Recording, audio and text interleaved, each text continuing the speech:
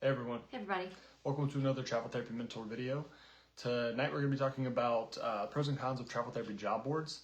This came up because in our group on Facebook, someone asked a question about job boards. They were basically saying they've been going through the process of trying to find jobs, and what they really wanted is one place to see all the jobs, and they found out that these jobs boards existed, and why didn't everyone recommend it? And we realized that what experienced travelers know about travel therapy and what new travelers or students know about travel therapy can be very different sometimes. So we want to just talk about pros and cons. We have a job board, but why we don't recommend that be the primary way that you find travel jobs. All right, so thanks for those that are joining live on either Facebook or Instagram tonight. For those that may not know us, I'm Whitney and this is Jared. Kazaza, we're both traveling physical therapists. We've been in the travel therapy industry for a little over 10 years now, since we first graduated in 2015 and started right away as new grad travelers. As Jared said, we've learned a lot as experienced travelers ourselves over the years. We've also learned a lot through working with a lot of different companies and recruiters and CEOs and managers and talking to a lot of different therapists. So we have a lot of experience in this industry and kind of the way things work. So travel therapy job boards are actually relatively new. I would say within the last 5 or so years have become a lot more popular. For a long time, different companies would have their individual jobs on their own website. But in the last several years, it's become more popular for these third parties to have a list of jobs from multiple agencies on the same job board. So in some ways, that's really nice. We understand that in the digital age, people enjoy the opportunity to be able to browse jobs on their own online without having to, have a recruiter kind of gatekeep the jobs from you. And we definitely appreciate that aspect of it too, but we do want to kind of go into both some of the pros as well as the cons of using those as your primary resource. We'll dive in here in just a second, but again, if anybody is watching live, we'd love if you would say hello in the comments, or if you watch later, feel free to hit the thumbs up button or leave us a comment as well. We'd love to know if you have any questions. So I remember in 2015 when we started, I remember thinking, what was so ironic about the person saying this was that I remember thinking the exact same thing that they were saying, but 11 years ago when we started. I remember thinking oh, it'd be so nice if just all the jobs were listed somewhere and we could just go through and pick the ones we want and just be submitted to those jobs. And I remember going to the Travelers Conference, I think it was 2018, and job boards were just starting to be a thing then, and I was like, oh man, it would be really cool. There would be no need for recruiters, because what's going to happen is there's going to be just a list of jobs and everyone gets to just choose the jobs they want to submit to. And they'll be automatically be submitted and everything. And so that's what I would have thought the future would look like 8 years ago. And now I understand a lot more about how everything works and why it didn't go that direction. And probably, I don't know, 5 or 6 years ago, Whitney and I, we started to realize we created our job board now. It's probably been 7 years ago, but we realized there's a lot of issues with these job boards that we don't want that to be the primary thing that we do or the primary thing that we recommend to people, because there's more issues, there's more cons than pros, I would say. Yeah. So let's go over, some of the obvious benefits and why people like them, right? One thing that we think it is really useful for is just to get a general idea of the market and to just kind of generally scope out jobs. So if you're somebody who's newer to travel therapy or you're still 6 months or a year out, I think job boards are a great tool for you to just kind of scan the market and start getting a feel for what's out there. We used to do that, with our primary company's website as well as job boards. When we were traveling full time, we would kind of scan and get an idea of which states had the most jobs, where the highest pay tended to be. For us, traveling as a pair, we were always looking for 2 outpatient jobs. So we would kind of get an idea of which states we'd see 2 outpatient jobs together, and we would just follow those trends. Follow those trends using the job boards to just kind of learn and understand the market. And I think that's a really great tool for you all to use if you're scoping it out in general. And you can just kind of get a general idea of what openings are out there. Yeah, and also kind of along the same lines, but you might not have known about some jobs that you might find on a job board. So say you have 3 companies that you're working with. We always talk about this. Some companies have exclusive jobs, right? So say there's 50 travel companies that are placing a lot of travelers. There's even more than that placing, nurses and everything, but let's say there's 50 that are placing travel therapists and you're working with 3. Well, chances are there's some good jobs for you that other companies have that are exclusive to those companies that you won't know about, right? And so you can kind of discover some jobs that you would not know existed otherwise if you're just going through your recruiters and hearing about their exclusive jobs and their VMS jobs. So in some ways, there's situations where you do, learn about things you wouldn't have known about by going through a job board. Yeah, and along those same lines, some travelers appreciate using job boards because it gives you the opportunity to get introduced to new companies and new recruiters that you may not have otherwise known. Especially like if you're feeling like you're not liking the recruiters that you're working with, or you're feeling like the company you're working with doesn't have the jobs in the areas or the settings you're wanting. And suddenly you look at this job board and you're seeing like all these great jobs. Say you're looking for a school contract in California, and you didn't know that there was this one great company that has a lot of school contracts in California, but you discovered them through this job board. And now suddenly you're like, wow, I'm so glad I discovered you, because none of my friends, like through word of mouth or whatever, had I heard of this company. So there's definitely some benefits to using a job board. You could discover some new jobs, new companies that you didn't know about otherwise. And it's a good way to get like kind of a general overview of the market. So those are the main pros. Before we get into the cons, I want to talk a little bit about our job board. So we started ours in 2019. If you go to our job board, so our goal is to find the companies that we like to work with. We've got about 12 or 13 companies right now that we work with actively, we send people to. And then we want to get their top 5 to 10 jobs to put on our job board.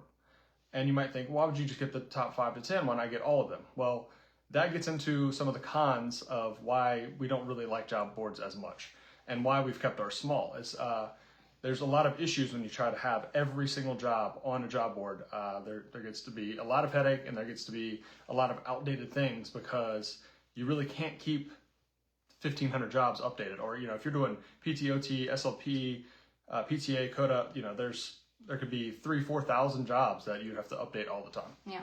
The other thing is you're going to see a lot of overlap there too. If you're getting all the jobs from company A, B, C, D, they're going to have a lot of overlap. So we just have them send us kind of some of their top jobs just to give you guys a sample. So if you do look at our jobs, which is at traveltherapymentor.com/hot jobs is what we call it, our hot jobs list. It is absolutely not a comprehensive list. We tell people that all the time. Don't use our job list as a primary resource. It's not a comprehensive list of all jobs out there. It's just a handful. It's just a sample. So you could just see some. Maybe you see one that's a good fit for you, or you just kind of get an idea of some stuff that's out there. But we do, even with only asking for the top, I think we do up to 10 to 20 jobs from each company, sometimes we still will get overlap. And so we'll have to pick which company is paying higher for a particular job, because they'll send us the same job, because a lot of times they do have some of the same jobs. Yep. So that can be a negative too of a job board. Okay, so con number 1, this is a pretty big one, is the lag time involved. So when you have a job board, what you have to think about is the job so a facility finds out they say they need a traveler, they contact a travel company, the job gets listed, and then for the job to be on the job board, then the travel company has to talk to the third party, put it on the website, then you have to see it. And then when you want to apply for the job, then there's a whole other lag on the back end where you submit some kind of form, the form gets sent to a recruiter, the recruiter has to contact you. So there's this long lag that happens. And what usually, or what can happen often with that is by the time you actually get in contact with the recruiter for the job is closed. So there's a lot of issues with how much time goes into getting the job on the board, you contacting the recruiter, getting your profile filled out, your application done, all that, then getting submitted for the job. That time is a lot of time where someone else can come in and take that job, right? And that happens all the time with job boards. Yeah, and so what this can result in the industry, a lot of times they call it bait and switch, where they kind of use the listing as an opportunity to get you, to bait you. And then by the time you actually go through the process and you get in touch with them, they're like, you know what? Oh gosh, that job closed, but I have these other jobs for you. So they kind of switch it on you. And now you're in their grasp, if you will. You've already kind of taken the time to fill out some paperwork. You're in communication with them. And now they're like, yeah, but I can show you these other jobs that we have. And you're like, I wasn't even really looking for another recruiter. I didn't really want to fill out another application. It was just this one job I was interested in. Yep. And, sometimes that's not on purpose. Sometimes it's just kind of like the way it goes. because of the nature of the job board and the natural lag time that exists there with using the job board. But sometimes it is nefarious. Like sometimes they kind of do it on purpose, we think. We think some of the companies purposely will leave jobs on there for a while that aren't open anymore just to get your information. We know for sure that that's the case with websites like Indeed. Yeah. That'll have like a travel therapy job open, somewhere cool, and it's like that job doesn't exist. They might have had that job at some other time, but if you search like PT jobs in any awesome location like San Diego, Austin, Honolulu, any of that, you'll see these jobs listed for travel jobs. But what happens is often those jobs were old or they were filled a long time ago, and they just leave them on there to basically generate leads for their recruiters. So you fill out the application, the recruiter contacts you and says, oh, actually that job's no longer open, but here's other jobs I have. And that's exactly what happens on job boards too, is like Whitney said, imagine you have 3 recruiters you're working with, but you want something very specific and they don't have anything there. So you go on a job board and you look and you see, oh wow, here's a really great job. I'm gonna apply for that one. You apply for that job, the recruiter reaches out to you, says, oh, sorry, the job's filled, but I can show you jobs in this location. Well, now you've spent all this time filling out an application and getting submitted or trying to get submitted for this job that doesn't actually exist. And now you just have another recruiter that's sending you jobs and bothering you, and you don't even know if it's a good recruiter or not. So that is a major downside. Yeah. So that kind of brings us to our next point of when you're going through a job board, it's typically anonymous, right? So they pay or whatever the process is to advertise on this job board because it's usually a third party. Now this is different if you're going through like a particular company on their website, looking at their actual jobs for that company. But if it's like a third party job board, you have no idea which agency or which recruiter is with. So you're just really at the mercy of whoever they connect you with. And this is especially true, I think, for the individual recruiter, because you might just get connected with just some random new recruiter at the company. This wouldn't be the case like if you reached out for one of ours. We only list jobs for our vetted recruiters, so you would always get connected with one of our, what we consider our top vetted recruiters. But other third-party websites and things, that may not necessarily be the case. So you have no idea what recruiter you're going to get connected with and if they're good or not. You're just going based off the job. And sometimes your experience as a traveler can really be affected by the company and the recruiter too. Yeah. A lot of times with the big job boards, you're going to get connected with a recruiter that's new because we've talked to a lot of companies, a lot of recruiters now, and the ones that get leads from some of these job boards, they get tons and tons of applications, but a lot of the people aren't really serious. It's somebody that, like, say they have a full-time job and they've like considered travel, and there's some $3,500 a week pay package posted, and they just apply for it. And so that goes to the recruiter. The recruiter has to spend time reaching out to find out that the person really is not that serious. They were just wanted to ask some questions or something. So if you think about it, the really good recruiters are busy, and that, all the recruiters we work with, they've got dozens of people on assignment. We don't work with new recruiters because we want to make sure they're good, right? They're not going to take their time to reach out to these leads where they might place 1% of the people that reach out, right? So normally you're going to get connected with someone that's brand new, that doesn't have a lot of travelers already, and they need to fill their desk. So they're taking any leads they can get. And often, just because they're new doesn't mean they're bad, but a lot of the new people don't stick around that long. There's a high turnover rate in the staffing industry. So very commonly you get connected with somebody, they're only there for a couple months, they leave, they didn't like the job, or they weren't successful at it. And then, you're kind of back to square one, getting put with somebody else, and you know if that person's good. And then, of course, you don't know if the company's good. There's some companies out there that they're not great. They're, they try to lowball, or their benefits are bad. There's just a lot of different reasons why we choose not to work with some companies and we choose to work with other companies. Yeah, so that can be a negative of, getting submitted to a job through a job board. The other thing is there can be a lot of confusion about pay packages when you see things listed on job boards. You really have to read the fine print, and they may or may not even really disclose it, but quite often a lot of the job boards are listing pay as gross pay.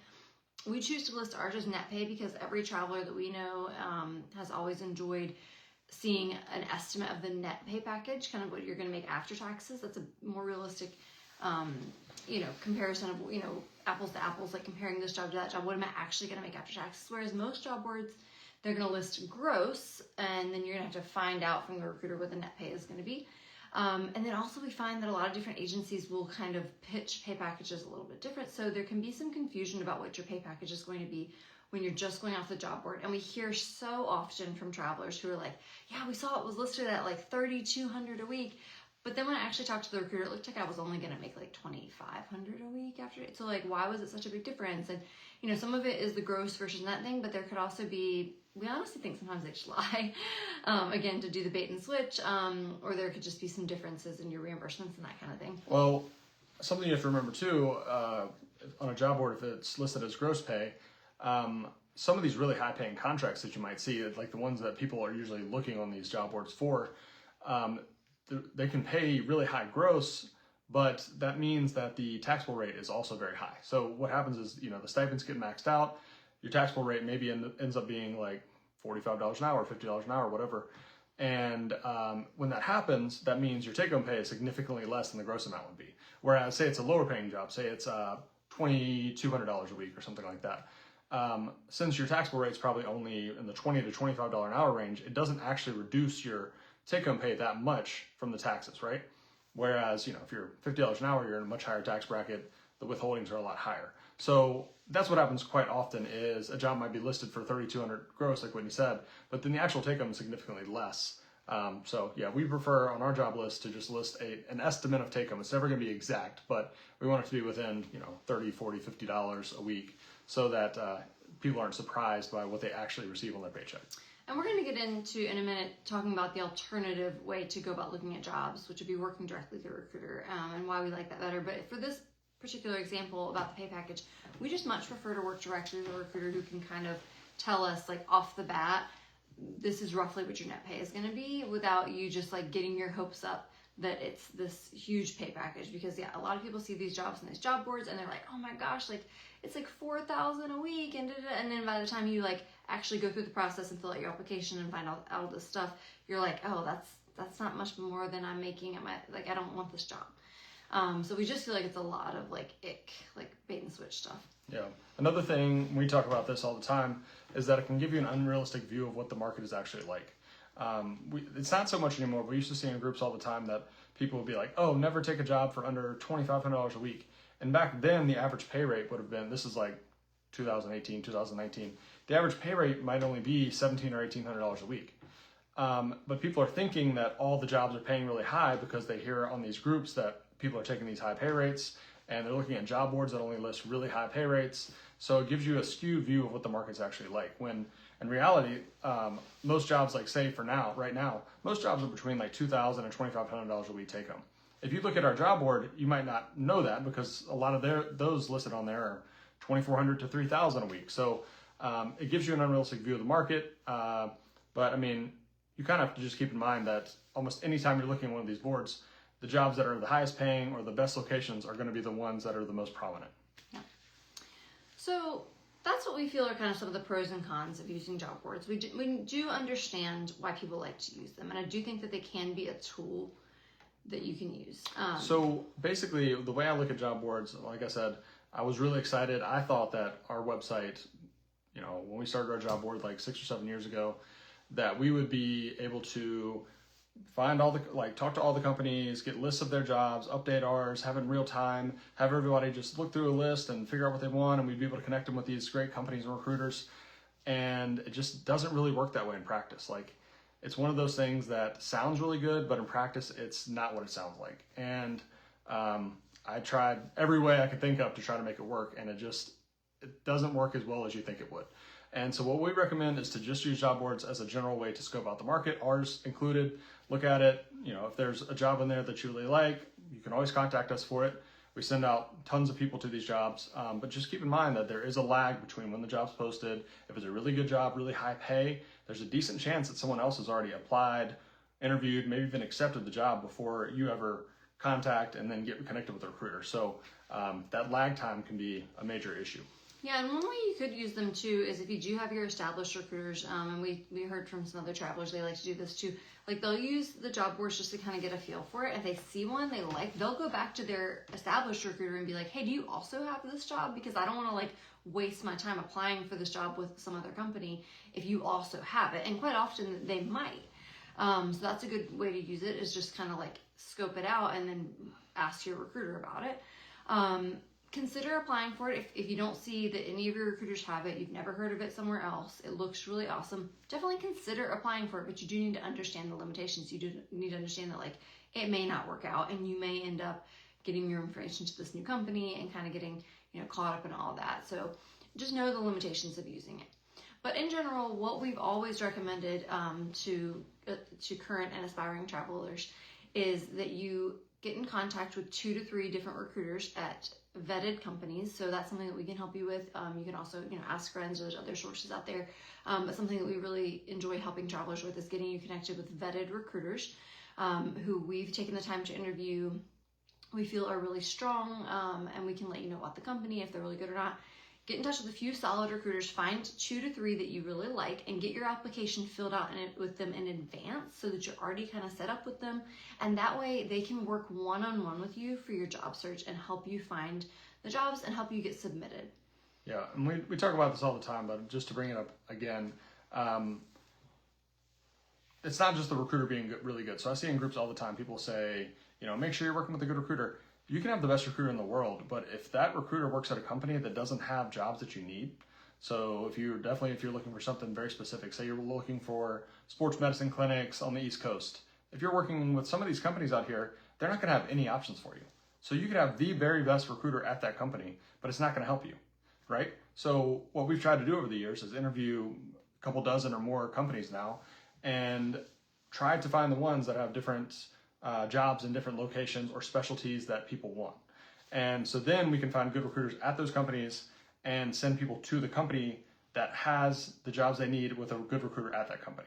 Whereas, like I've talked about all the time, say you have a friend that's an OT or a PT, they're taking school jobs in California, they say, oh, my company's really great, and they send you their information, but you're looking for skilled nursing in Florida. It's not going to work out that good for you. So, you want to make sure that it's not just a good recruiter, but it's a company that has jobs that you need. Yeah.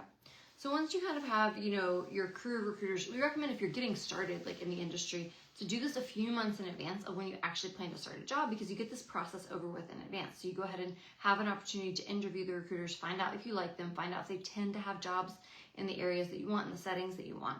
And then once you feel good about it, then you can go ahead and get your application filled out with them, get your references in and your skills checklist and your resume and all these things. And then you're ready. You're just sitting on go for when the jobs do pop up for your anticipated start date. And we've talked about this before too, but one thing that's really nice is when you have an established relationship with a recruiter, things go a lot faster. They can let you know about a job that they heard about, that they received a notification internally about before it ever hits job boards, before it ever even hits their website. Like they might know about it before it even internally has time to go up on their website. And they could get you submitted well before anybody in the public knows about this job. Yeah. Sometimes even they'll do what's called a backfill, where they already know that one of their current travelers is on assignment somewhere, and they hear, through the grapevine that traveler isn't going to extend their contract, but that they still need a traveler. So before the job is ever even officially posted anywhere, they could already be getting you in the door, especially if they like you. Like if they feel like you have a strong relationship and they want to go to bat for you, you can get your foot in the door for those really good contracts way before anybody else knows about it. Yeah.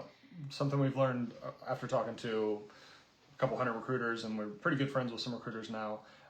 Recruiters are always going to care more about their established travelers than they do about either new people or leads that were sent in from a job board, right? So if you have an established relationship with a recruiter and you and someone else that is new to them are both looking at the same job, they're going to help you get the job, right?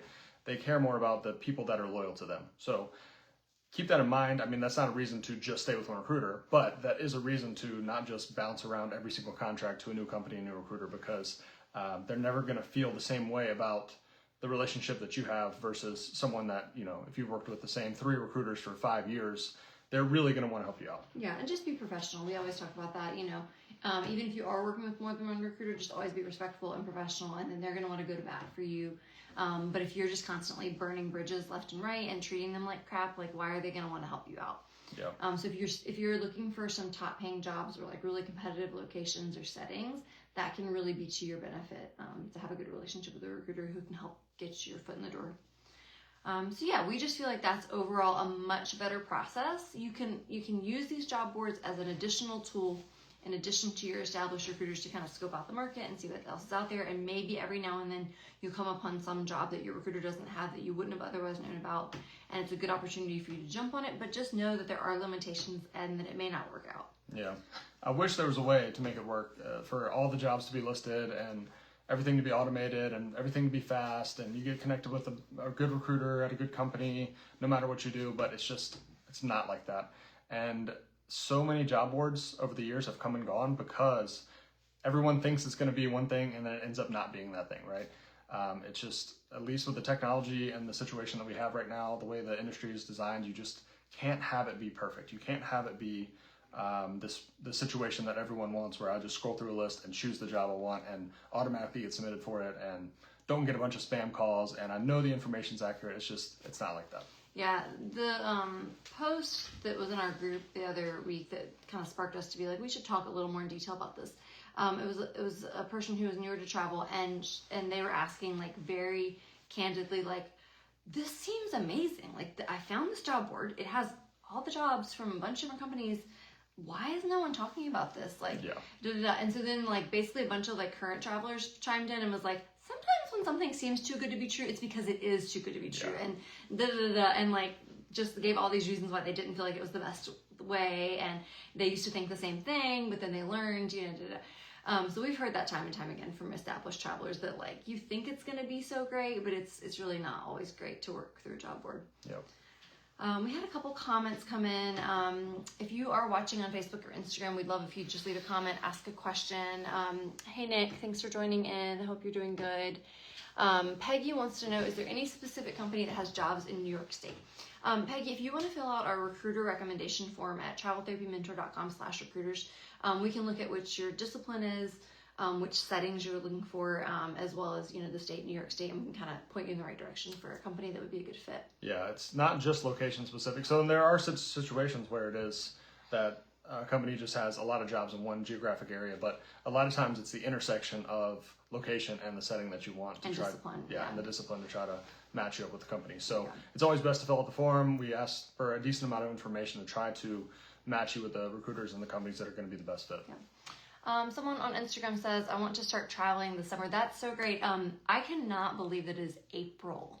So summer, that's just around the corner. And we do recommend that you kind of get the ball rolling within 2 to 3 months of your anticipated start date. So right now is the time to reach out. If you want to send us a DM on Instagram, we can help you out. If you want to just go straight to our website at traveltherapymentor.com/recruiters and kind of get the ball rolling that way to get connected with the recruiters, I'll email you back. But if you have specific questions, you can just send us a message and we can help you to get started. Yeah, and if you do want to just look at our job board just to get an idea of what's out there, traveltherapymentor.com/hotjobs is where ours is. I think we've probably got about 100 PT jobs on there. We've got a decent amount of OT jobs, some SLP jobs, some PTA jobs. I don't think we have any CODA jobs right now, but we try to talk to the recruiters that we have and get some of their jobs, put them on there, the highest paying ones or in unique locations or exclusive contracts that they have. And then if you fill something out through our form, we know that we're going to send you to the recruiters that we've vetted. We've got about 50 that we work with right now that we would send you out to based on who has that job. Yeah, and you can always let us know on your form if you're already working with some other companies. And if the job is through a company that you're already working with, we won't send you to a new recruiter at that company. We'll just write back to you and say, hey, this job's actually with the company you're already with. You can actually just contact your recruiter about it. We'll always let you know that if that's the case. Yep. Yeah, but we don't want to waste your time and make you go through a bunch of steps if it's not necessary. So, all right. If there are no other questions, we'll go ahead and wrap up for tonight. I have a couple of announcements. So yeah, I can't believe it's already April, almost the end of April. So in May, we're probably going to do a sale on our travel therapy course. We haven't done one of those lately. So if you're thinking about getting into travel therapy and you want a step-by-step guide to get started, we'll do a discount on our course coming up in May. We're also going to be partnering with MedBridge to do a special mid-year sale in May. So if you need some CEUs, and you want to go ahead and get started, depending on your timeline for your renewals and everything, or if you're just looking to get ahead for the year, now would be a good time to, go ahead and re-up your MedBridge membership. We'll be doing a discount with them next month. So keep an eye out on our page, either on Facebook or Instagram, and also our email newsletter. Yep. All right. Thank you guys. Have a great night. Take care, everyone. Bye.